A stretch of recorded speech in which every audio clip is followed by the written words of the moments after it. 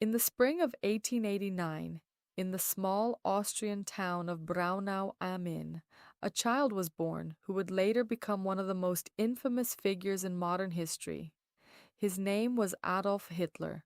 The house where he was born stood near the German border, a detail that later became symbolic for a man who would obsess over national identity.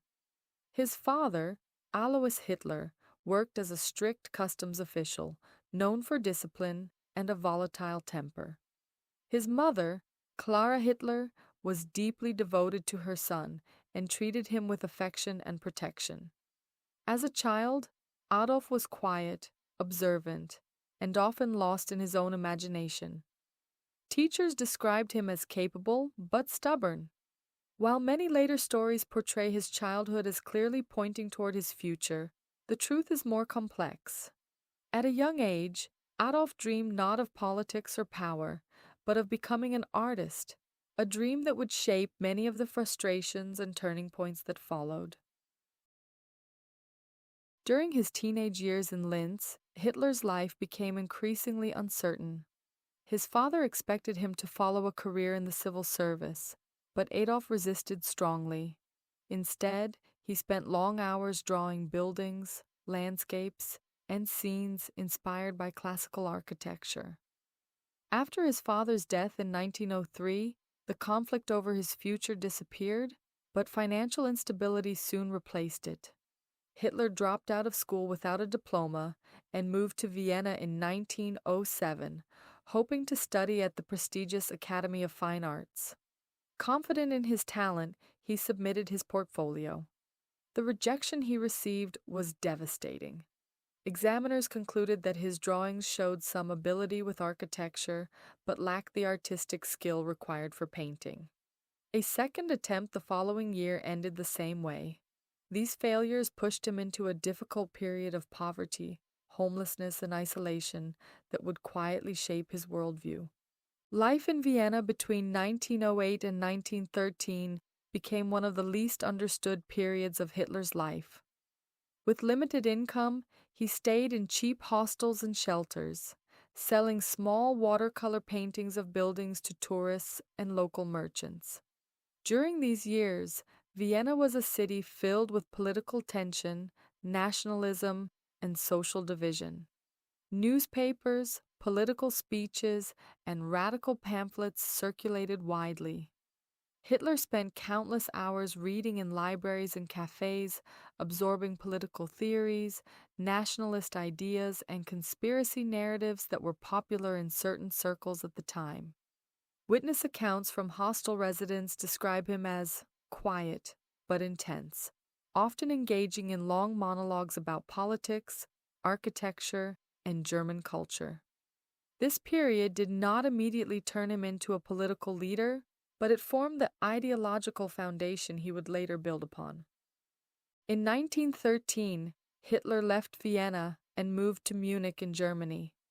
Historians debate the exact reasons, but documents suggest he wanted to avoid military service in the Austro-Hungarian army, while also feeling a strong cultural connection to Germany.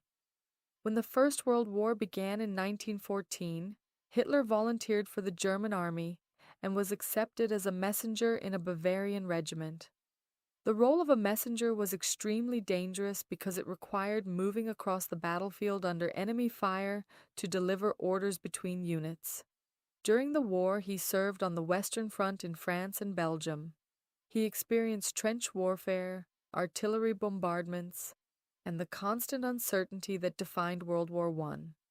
Fellow soldiers later described him as disciplined and quiet, someone who followed orders carefully and avoided personal conflict within the unit. The war years had a profound impact on Hitler. For the first time in his life, he found structure, purpose, and a sense of belonging. Military records show that he received the Iron Cross, First Class, an award that was relatively uncommon for someone of his rank. Yet the end of the war in 1918 came as a shock to many German soldiers, including Hitler. Germany's surrender created political chaos and economic collapse. In Munich, Revolutionary movements and counter-revolutions filled the streets. Hitler remained in the army for a short time after the war, working in a unit assigned to monitor political organizations. Ironically, this task introduced him directly to the world of political activism. His superiors noticed his speaking ability during internal discussions and encouraged him to attend meetings of small political groups. One of these meetings would change the course of his life.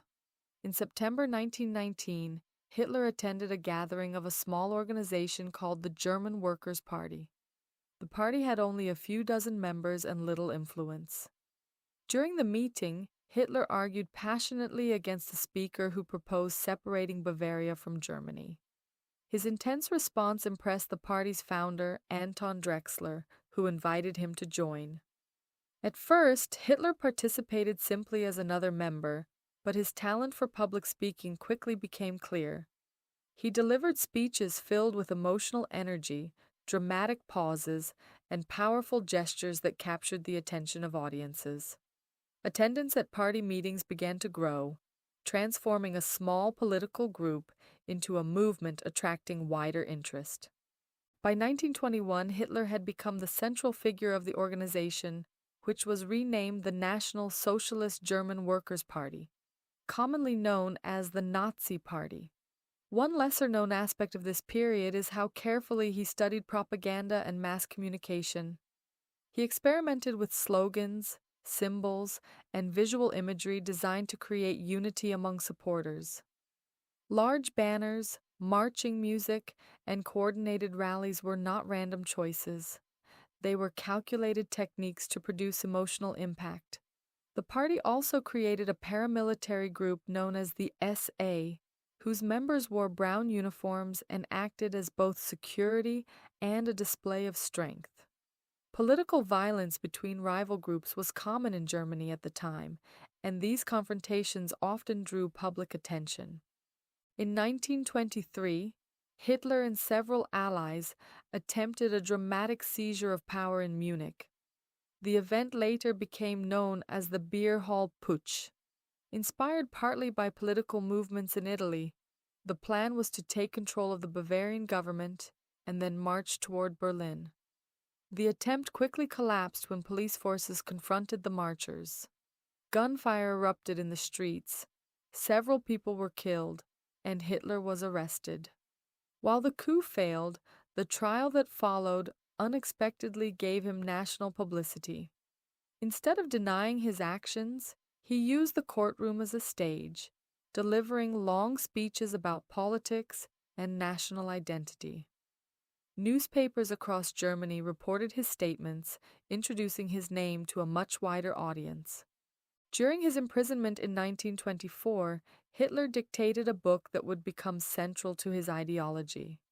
The book, titled Mein Kampf, combined autobiographical elements with political theories and long explanations of his worldview.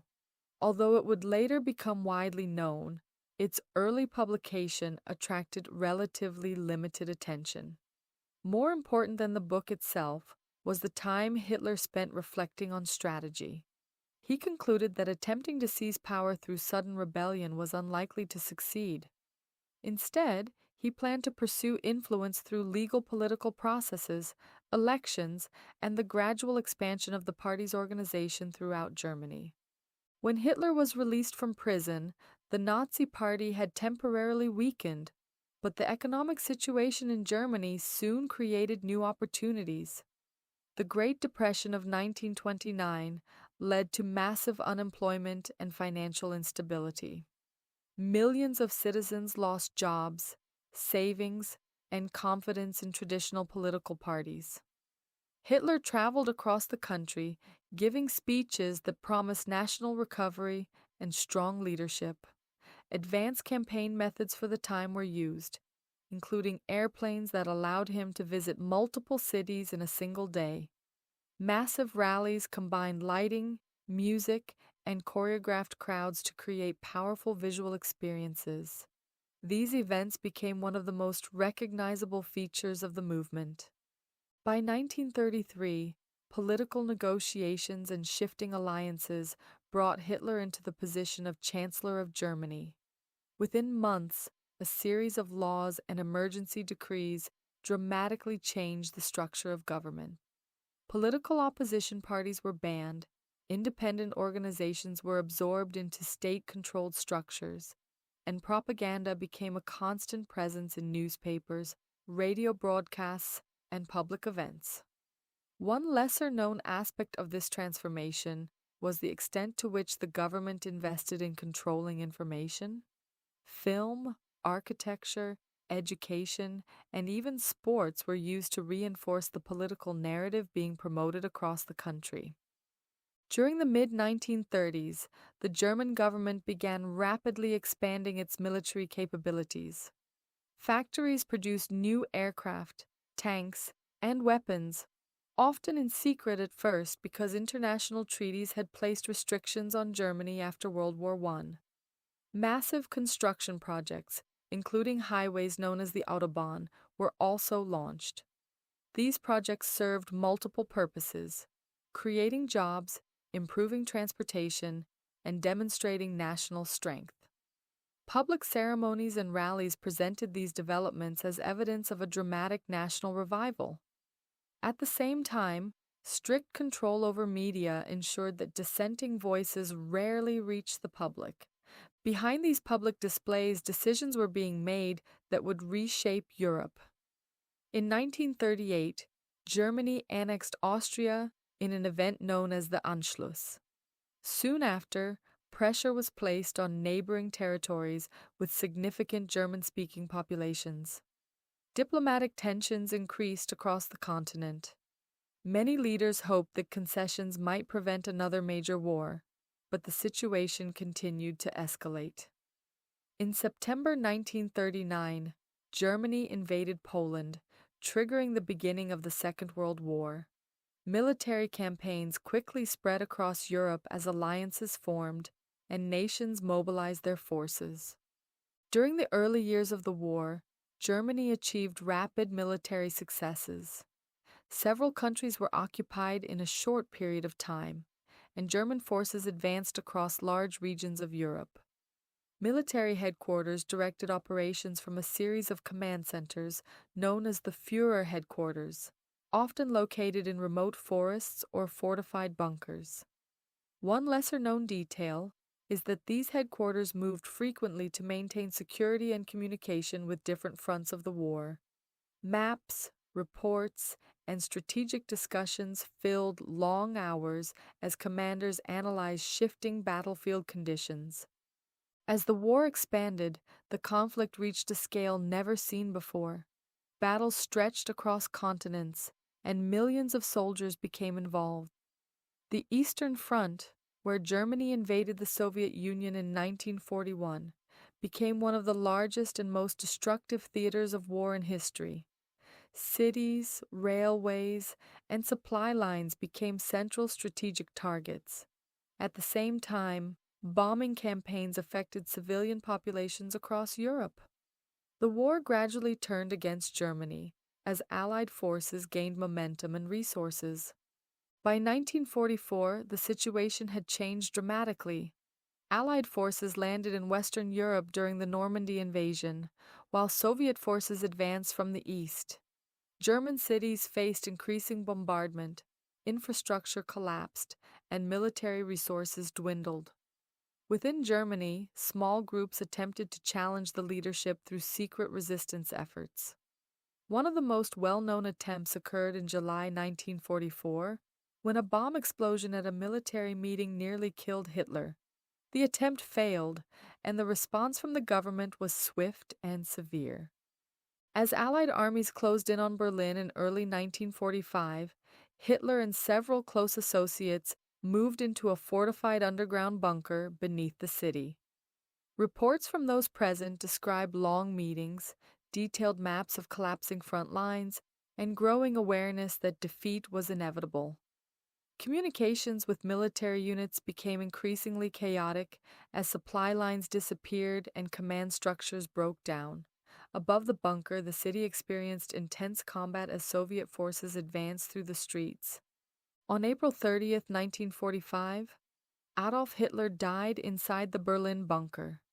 The war in Europe ended days later with Germany's surrender. The aftermath revealed the full scale of destruction caused by the conflict.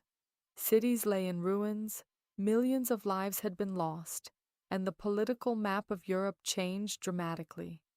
Investigations, trials, and historical research followed in the years after the war, seeking to understand how events had unfolded and how such a devastating conflict had occurred. Decades later, historians continued to examine documents, letters, and testimonies from this period.